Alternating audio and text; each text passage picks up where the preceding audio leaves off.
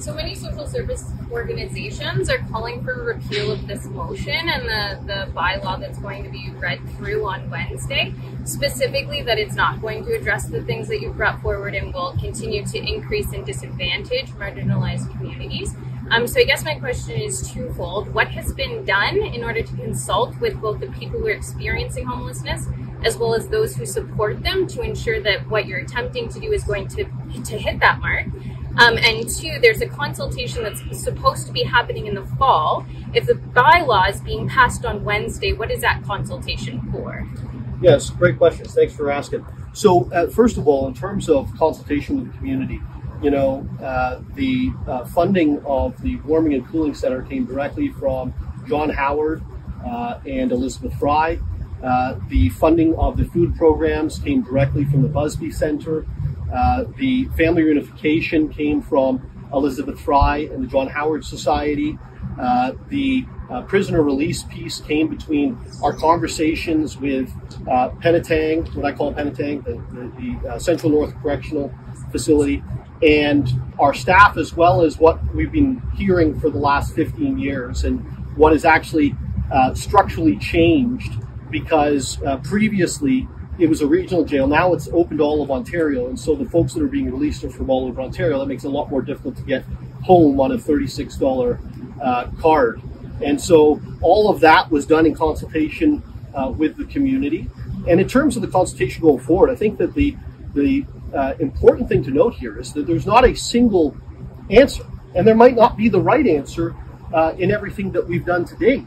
But what we need to do is ensure that we're trying different things, that we're accepting ideas from the community, from the social service agencies, from members who are of the community who are experiencing homelessness, and we're moving forward with them. So we have that public consultation coming.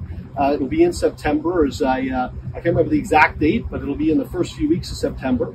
And hopefully that is a very positive place in time where we can get new ideas flowing on what we can do differently, what we can do better, what's worked, what hasn't worked, what we've seen happen in other municipalities around the province, around the country, around the world to address homelessness, addictions, and mental health issues. And the only way that we're going to be able to deal with those things is to make sure that we have more housing, that we have more addiction help services in the community, and that we have the ability to have a very robust healthcare system that incorporates mental health into it. I think that when we see an 86% increase in homelessness prevention funding from the province of Ontario, that's a really good step in the right direction. We need to use those resources in the right way to meet the community.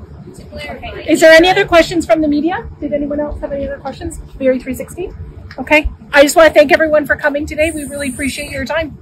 To clarify, Fry, Busby, and John Howard are all in opposition to this bill and have all publicly come forward with that.